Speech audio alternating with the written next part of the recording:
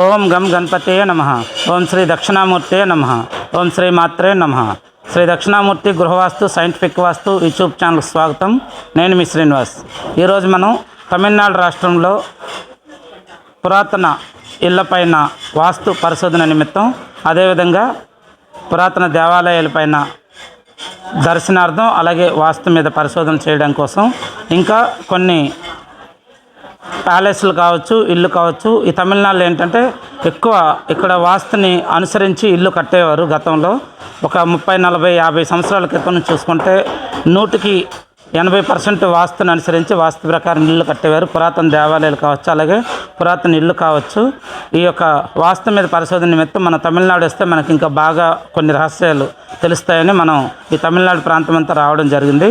తమిళనాడులో మనం కారైకుడి అనే ఒక ఊరిలోంచి అక్కడికి ఒక 15 కిలోమీటర్ల దూరంలో ఉన్న ఆతుంగుడి అనే ఒక ఈ ఊరిది. ఈ ఊరిలో విశేషం ఏంటంటే ఇక్కడ వరల్డ్ ఫేమస్, అంటే ఇక్కడి నుంచి భారతదేశమే కాదు ప్రపంచ దేశాలకు కూడా, కొన్ని దేశాలకు ఇక్కడి నుంచి టైల్స్ అనేవి ఎగుమతి అవుతూ ఉంటాయి.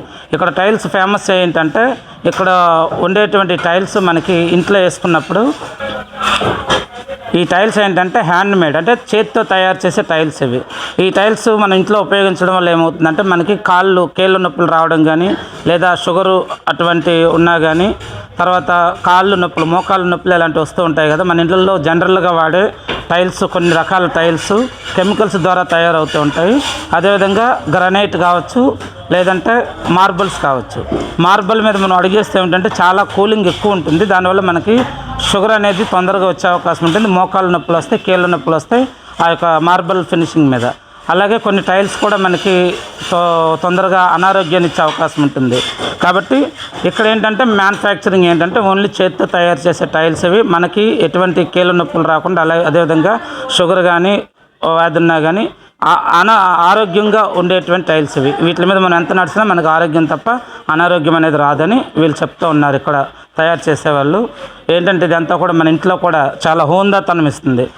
గతంలో పాత తరంలో ఇల్లులు, ప్యాలెస్లు, కొన్ని మహాళ్ళు ఏ విధంగా ఉంటాయో అటువంటి అంత హోందాతనాన్ని ఇస్తాయి ఈ టైల్స్ అనేది. ఇందులో మనకు కావాల్సిన డిజైన్లు, చాలా రకాల డిజైన్లు అన్నీ ఉంటాయి. ఇలా తయారు చేసే విధానం ఎలాగుందో నేను మీకు ఇప్పుడు చూపిస్తాను. వీళ్ళంతా చేతితోనే తయారు చేస్తారు. కాకపోతే పెద్ద సైజులు అయితే రావు. మినిమంగా 10x10 ఇంచెస్ మాత్రమే వస్తుంది.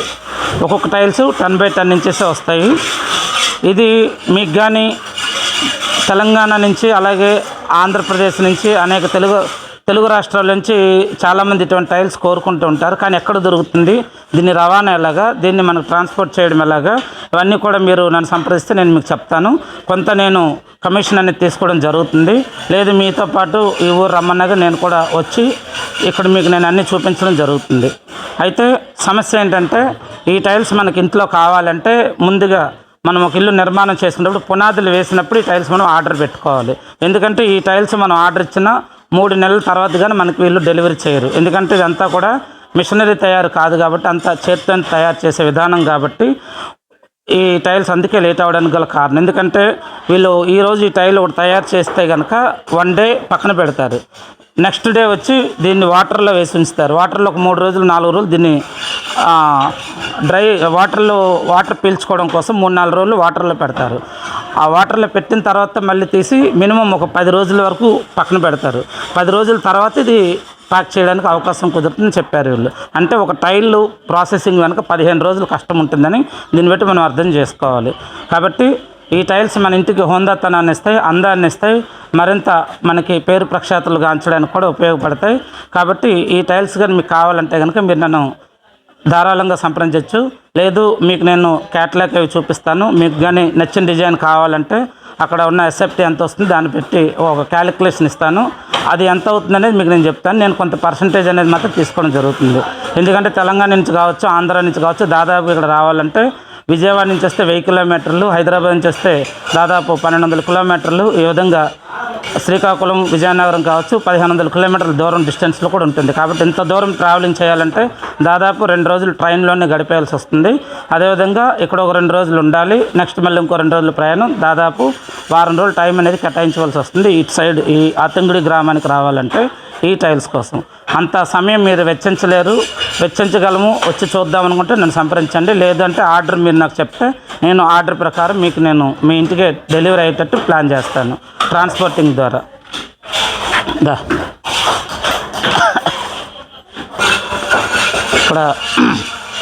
ఇక్కడ ఈ టైల్స్ అన్ని చూస్తున్నారు కదా, ఆల్రెడీ ఈ టైల్స్ అన్నీ కూడా ఆర్డర్ మీద వీళ్ళు ఆర్డర్ తీసుకున్నారు.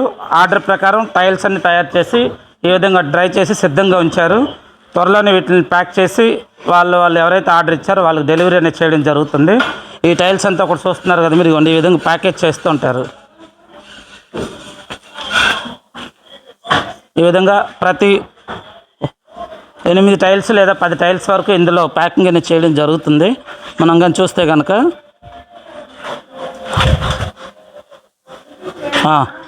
ఒక్కొక్క ప్యాకింగ్లో 8 టైల్స్ ప్యాక్ చేస్తూ ఉన్నారు ఒక బాక్స్లోని. కొన్ని డ్యామేజ్ అయ్యే అవకాశం ఉంటుంది కాబట్టి మనం ముందే కొన్ని ఎక్స్ట్రా టైల్స్ తీసుకెళ్తే మనకు కొంచెం బెటరు.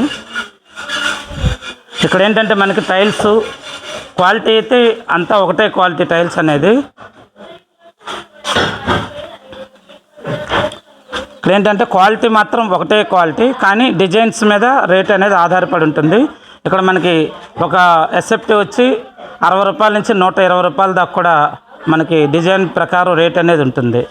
అలాగే ట్రాన్స్పోర్ట్ అనేది ఎక్స్ట్రా. అది ఇక్కడి నుంచి మనం విజయవాడ తీసుకెళ్లాలన్నా దాదాపు ఒక 6000 ఎస్ఎఫ్టీ టైల్స్ కావాలన్నా మినిమమ్ ఒక 80,000 నుంచి 1,00,000 రూపాయల దాకా ట్రాన్స్పోర్ట్ పెట్టే అవకాశం ఉంటుంది.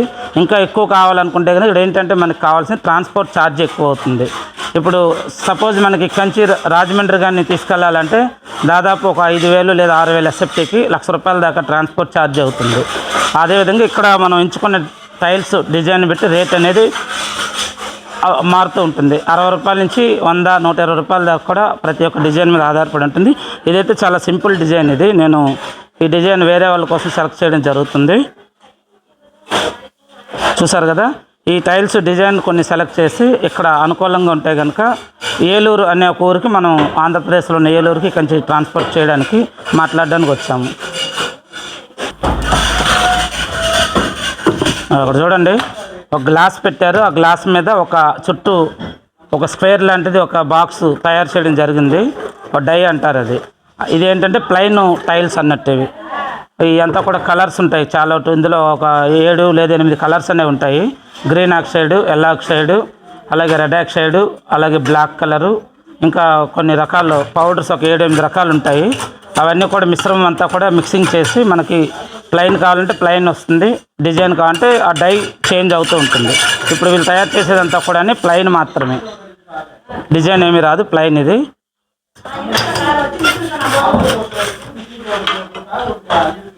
ఇప్పుడు చూడండి, ఆయన గ్లాస్ పెట్టాడు కదా, ఆ గ్లాస్ మీద ఈ డై పెట్టారు. ఈ డైలో ఒక కలర్, గ్రీన్ కలరు మొత్తం. అందులో ఏమేమి కలుస్తాయి అంటే గ్రీన్ కలర్ ఆక్సైడ్ పౌడరు, అలాగే వైట్ సిమెంటు, అలాగే సిమెంటు, ఇంక ఇసుకనేమో ఒక మిషన్లో బాగా పొడి చేస్తారు. ఇసుకని పొడి చేస్తారు మిషన్లో వేసి. ఆ ఇసుక, సిమెంటు, వైట్ సిమెంటు, అలాగే ఈ కలరు అన్నీ మిక్స్ చేస్తారు బాగా.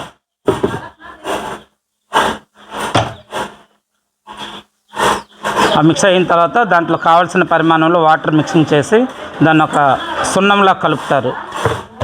ఇళ్ళకు వేసే పెయింట్ ఏ విధంగా మిక్స్ చేస్తారో ఆ విధంగా ఒక సున్నంలాగా అది కలిపి ఆ తర్వాత ఒక సిమెంట్, పొడి సిమెంట్ దాని మీద వేస్తారు. అది అటు ఇటు జారకుండా ఉండడం కోసము.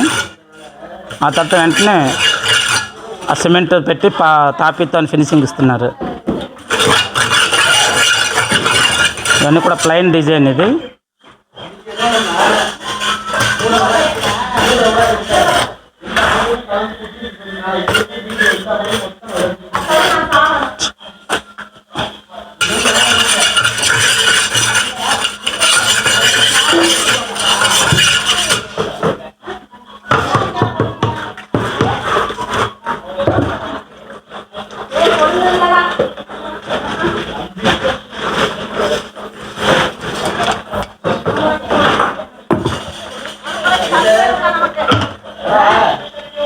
చాలా అడగలదండి.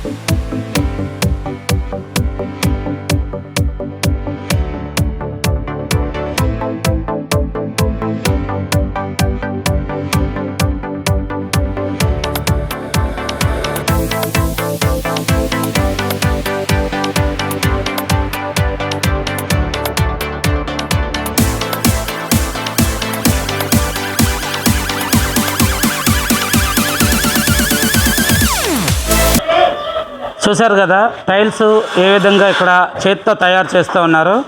తయారు చేసిన తర్వాత ఏదైతే ఇప్పుడు మీరు చూసారో దాన్ని ఒక రోజంతా కూడా పక్కన పెడతారు. ఎందుకంటే అది తడిగా ఉంటుంది కాబట్టి. ఆ రోజంతా పక్కన పెట్టిన తర్వాత నెక్స్ట్ డే వచ్చి ఆ యొక్క టైల్స్ని అక్కడ వాటర్లో చూపిద్దాం రా. ఇక్కడ మీరు చూసారు కదా, ఇక్కడ తయారు చేసిన తర్వాత అలా దొంతు పెడతారు. ఒకదాని మీద ఒకటి దొంతు పెట్టి ఇది ఒక రోజంతా ఈ విధంగా ఆరాలి. ఒక రోజు ఆరిన తర్వాత ఈ టైల్ని తీసుకొచ్చి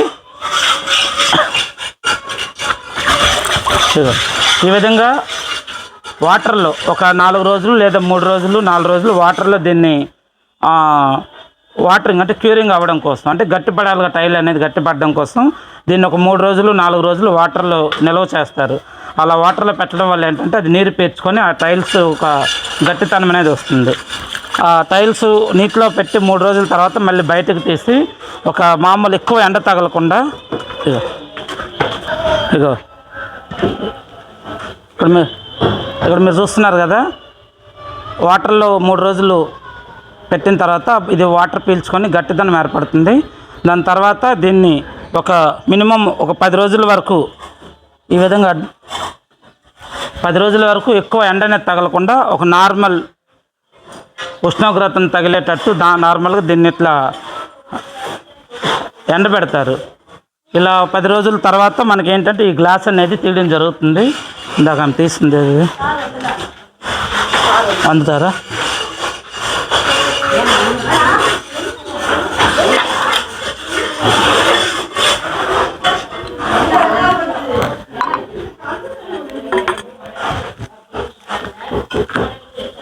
చూడండి, ఒక 10 రోజుల తర్వాత ఈ విధంగా గ్లాస్ అనేది ఆటోమేటిక్గా కొంచెం లూజ్ అయ్యి వచ్చేస్తుంది. లేనప్పుడు మనమన్నా సరే చాలా జాగ్రత్తగా ఈ గ్లాస్ నుంచి దీన్ని ఇట్లా వేరు చేయవలసి వస్తుంది. ఇవ్వండి,